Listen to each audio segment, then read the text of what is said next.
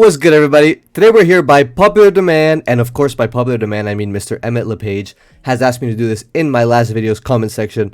Shout out Emmett LePage, and if you guys want me to make any video in specific, please just comment it down below.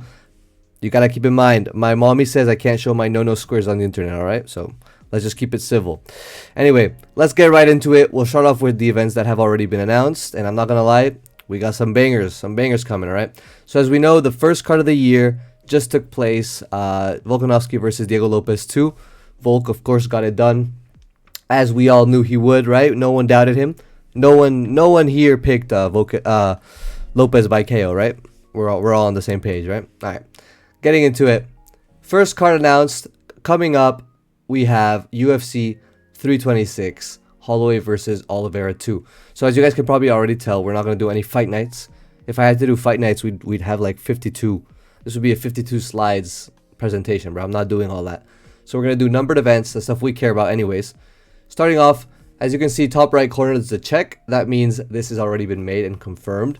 I have no hand in this, nor in its place, or where it's taking place, or when. UFC 326, Holloway versus Oliveira 2 for the BMF belt. This is not like the on-paper greatest fight for a numbered card, you know, given the fact that it's not for an undisputed belt. But honestly, the BMF, the belt is starting to gain some weight. Like, it's starting to actually matter more on its own than it used to in the past. It was a thing between Masvidal and what was his name, and Nate Diaz. It was like they made the BMF belt just to like fill some space. You know, 2019 was this huge year for Masvidal. He landed the flying knee. He was on the cover of the UFC games. So they kind of just made a belt to capitalize off of all that hype. But since then, you know, it switched hands. We had, technically the lineal champion is like whoever beat Usman. It was like Bilal and then JDM, and now Islam is the lineal BMF champion. Like, if we really get into the weeds of it. But it went from Masvidal, Poirier, I believe. Gaethje took it off of Poirier. Max took it off of Gaethje. And yeah. And now he has it. He's defended it once, I believe, and now he's going to try to defend it twice against Oliveira. In my opinion, I think Oliveira gets it done. I mean, not Oliveira. Max Holloway gets it done. I think he's too clean on the feet.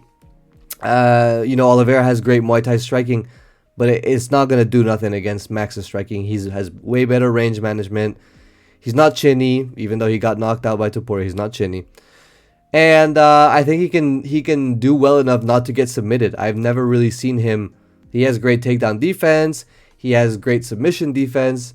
He fought and beat Brian Ortega's ass. Like, you know, we've seen him in these situations, and he can handle himself just fine. Anyway, going on to the second fight, the second card, numbered card of the year. Now this one, I have a little bit of my hands in. As you can see, top right, we have a little cooking emoji right there. That means I am cooking in some way. So we know it's going to be in Miami, and we know it's going to be in April. But we don't know anything else. We don't know who the main event is. We know some people on the card, but we don't know the main event. I propose Cop versus Van. I know a flyweight title fight is kind of crazy for a main event, but this year is so stacked. You know, later on you're going to see we have the White House. We have some crazy events. I have some big plans for December. Given how stacked this year is going to be, if everything gets fulfilled to its fruition, what I think it is, if you get this card in Miami, you stack it full of Latinos, whatever, it's going to be a banger, man. I think this fight is a banger. I do believe Van wins this. It's going to be a really tough fight. It's going to be a striking matchup, but I believe Van takes this, and he will be fighting again later down the year, as we will see in my slides. All right, next. Now, this is one where I've also been cooking, but not really. Like, that's why I didn't put the emoji top right. So we know the UFC White House is in Washington in June, but we don't know who the main event is. Who do you really think the main event is going to be? What big stars do we got, right? We got Islam, Russian. We got fucking Tom Aspinall, British. Petr Yan, Russian, fighting out of Thailand. Joshua Van, he was born in the US. He's not really a big star, but you know, like, he's Alex Pereira's Brazilian. You know, he's a big star, but he's not a representative of the U.S. as a fight in the white card should be, right, in the White House. John Jones, his bitch ass not coming back. I hope he's not coming back. So really, what we have is a unification bout as our only option. We have Justin Gaethje trying to get the unified belt, and Ilia Topuria defending his unified or his lightweight belt. Of course, Ilia Topuria massacres Justin Gaethje in this matchup. I don't really need to tell you. You guys already know.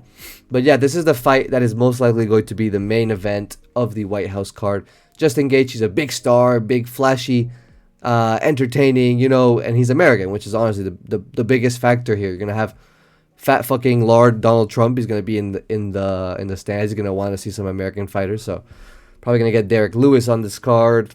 Who else? Maybe Corey Sandhagen, O'Malley, if they want to make that fight, which I don't think they will, but that would be fire on this card. You know, honestly, this is a big toss-up card, which might fuck up the entire year and maybe even the next year, because Donald Trump was talking about getting 7 championship fights or 8 championship fights on this card. What are we talking about, bro? We barely have 8 male divisions. Like, unless we do all the women's fights, like the main card starts off, main card opener, fucking bantamweight women's fight. Like, there's no way we can get all of our champions on this card and have stuff to do for the rest of the year. I mean, are we just going on a 6-month break after this card? There's no way, right? So yeah, I think this is going to be the main event. If you stack this fight, you put maybe 2 more title fights apart from this one. One of them can be a female's title fight, you know, like a ladies' title fights. It could be good. This could be a good card. It could turn out well. It's not going to be UFC 300, I don't think, but this is a great main event already. And yeah, we keep it pushing. We see what's up next. Okay, now we go into the stuff I've been cooking up. Now hear me out. Welterweight title fight. Islam Makhachev defends against Ian Gary in June. So why don't I make Makhachev fight earlier? If he fought, I think he fought last time against JDM. It was so long ago. It feels like November, October. Man, it feels like a long time ago. Is Ramadan right now? Soon he's actually going to start Ramadan, Makhachev in all his camp. So he's not going to be ready in March, which is when it ends. But by June, like mid-June, late June, this could be the move. This is a big fight. I say make it in Saudi Arabia because I think these guys, they like to fight over there where the majority of people are Arabs. This is a big, like if we were to bring this to an Arabic country, you'd want an Arabic guy in the main event. And who else better than fucking Islam, bro? He's the biggest, like, Arabic-speaking star. He's the biggest Muslim star in the UFC since Khabib, with difference, you know. I mean, secondary you have what's his name? You have Hamzat. You also have Shavkat, you know, because over there in Kazakhstan they're Muslims majority. So yeah, I think make this fight. I do believe Makhachev gets this done by decision. Ian Gary has this typical moment where he like makes it competitive, or he like kind of punches, he like hits Makhachev and then Makhachev slips and it kind of looks like a knockdown, and Ian Gary talks about it for the next year. But yeah, I think Makhachev wins this by decision. Just proves again how good he is. He's racking up title defenses GSP style, fulfilling Abdumanapovich legacy, Khabib's dad's legacy. Next, Petr Yan versus Merab 3. And yes, 3 Merabs will be participating in this fight. Make this in LA in July. So there's a lot of people that think, or that think that just because O'Malley's a big star and then Yan, and they had that fight and O'Malley won by like controversial decision, they're going to make this fight right away. I don't think so. I think this is the fight that needs to be made. I mean, based on merit, of course, Petr Yan deserves to fight. Like, Merab deserves to fight Petr Yan again. These are 2 guys that 50-45'd each other in their first 2 fights fighting. Like, this is unheard of. This, like, third matchup, if you were to just look at it without taking into account the timeline, like, you don't know who beat who first, I tell you, okay, these guys have fought in the past 1 time each, all right? And they've beat each other 1 time, 50-45. They're going to fight again for the 3rd time. Who do you think wins? And you're like, fuck, I don't know, bro. They 50-45 each other? Like, no, man. I mean, honestly, Petr Yan has the advantage going into this fight because he is the last guy, 250-45 Merab. He has that mental advantage. He has the more recent like game plan adaptations. We didn't see Merab be able to like shake Jan enough to adapt to the game plan.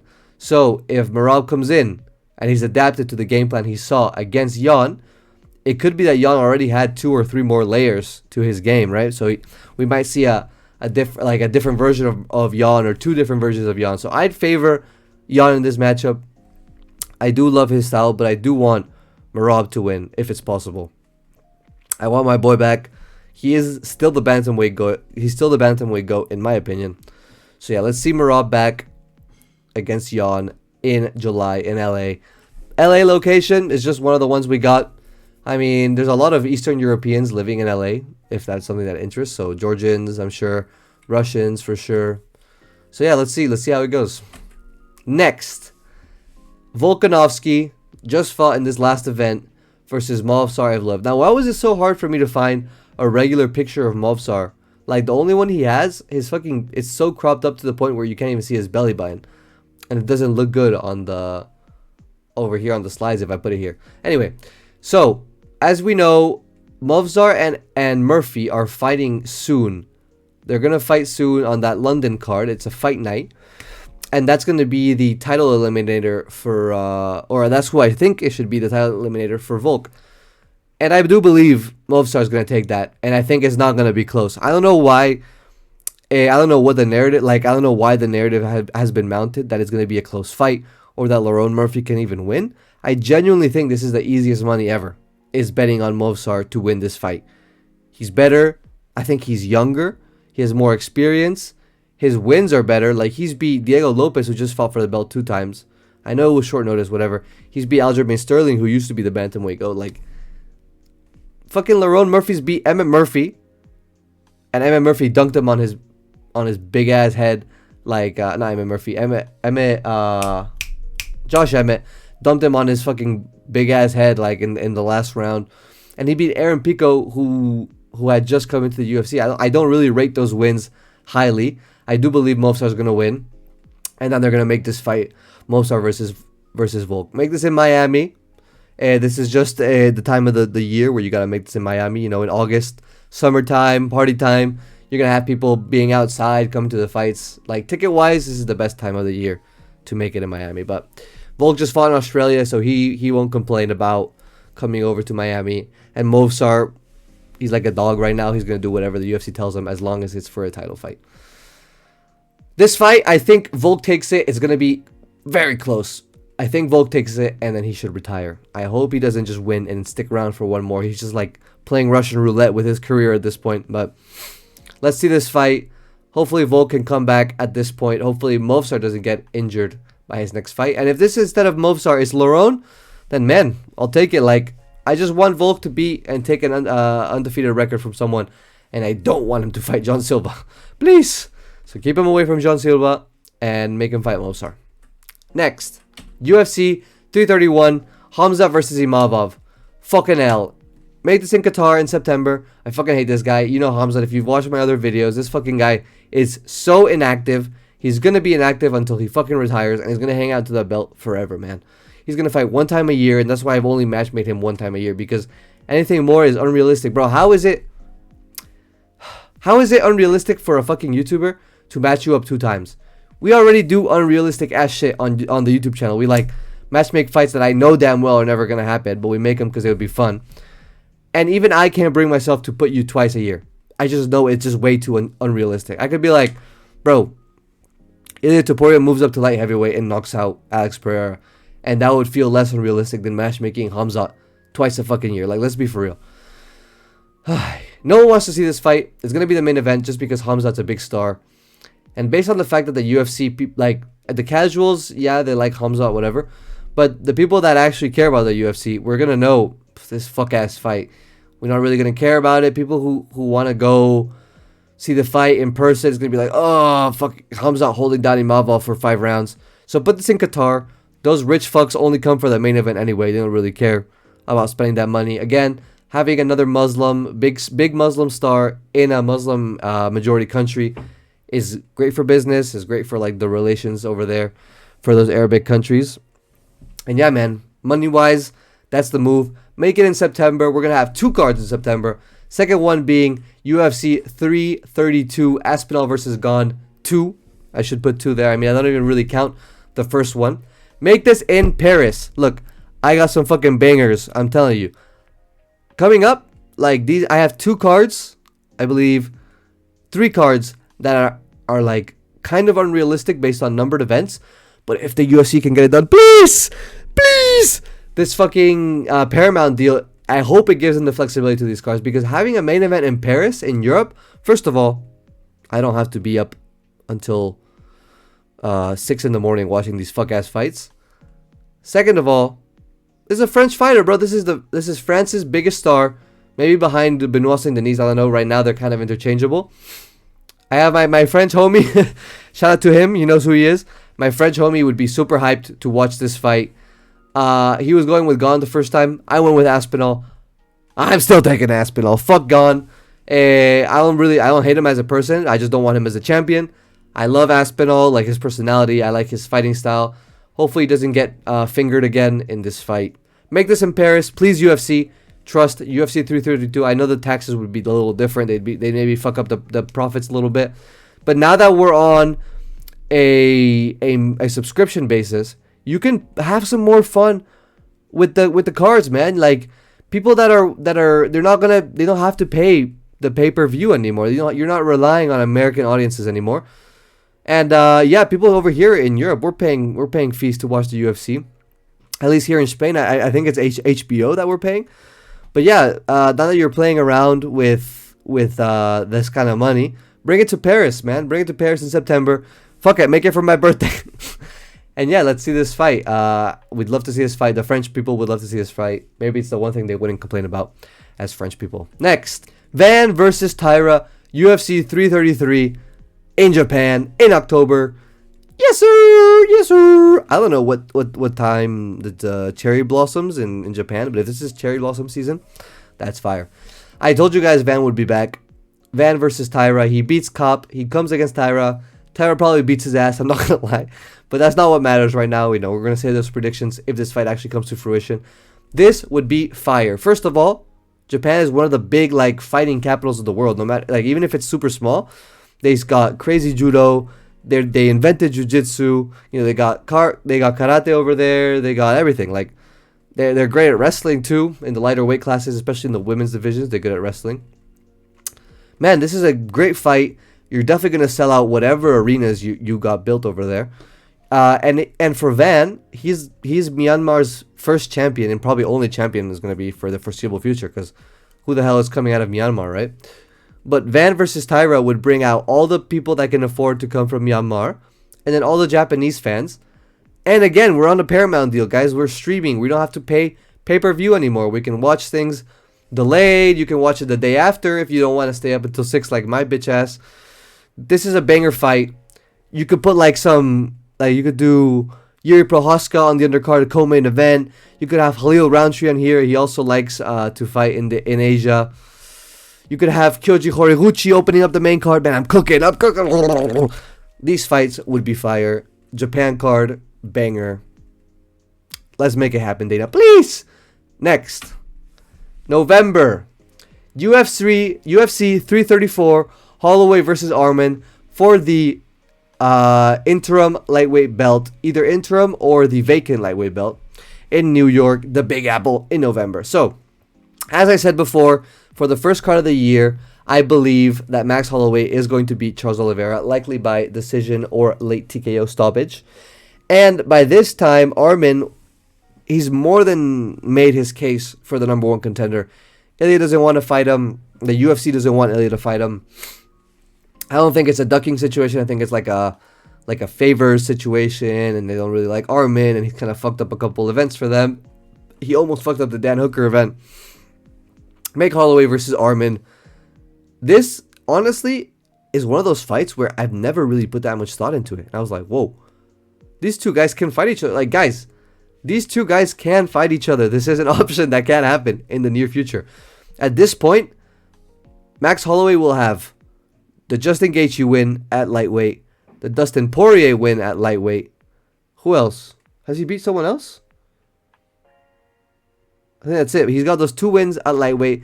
And then if he beats Charles Oliveira, that would be a 3-win streak at lightweight. He's the guy who's had the most competitive fight with Ilia Topuria. I know he got knocked out in the 3rd round or 4th round, but it was still very competitive. He was tagging him up. He was outstriking him. It was a great fight to watch, and I'd love to see a less dehydrated Max Holloway up at 155. See how that goes. And again, so I think Ilia, I'm saving Ilia. Like you guys are gonna see in like 2 seconds where Ilia's going.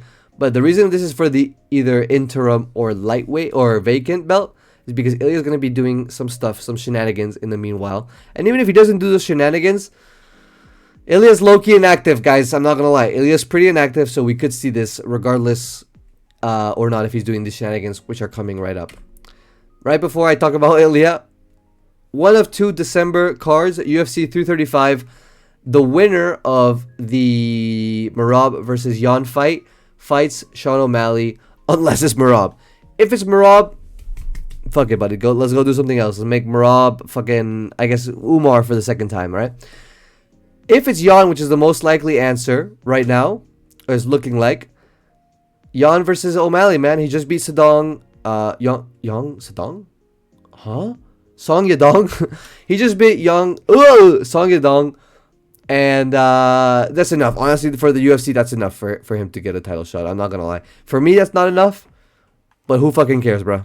I got 200 subscribers on YouTube, bro. No one cares about my opinion. The UFC, that's enough for him to get a title shot. So if it's Yan, make this in Las Vegas. We know, I mean, Merab lives in Las Vegas. O'Malley lives in Nevada, I believe, near Las Vegas. And Yan is fucking, I don't know, in Thailand. But if they make this fight in Las Vegas, it would be a banger. O'Malley's fought various times in Las Vegas, so no issues with that. And yeah, make this fight. Last, UFC Spain 336. Now you can really tell.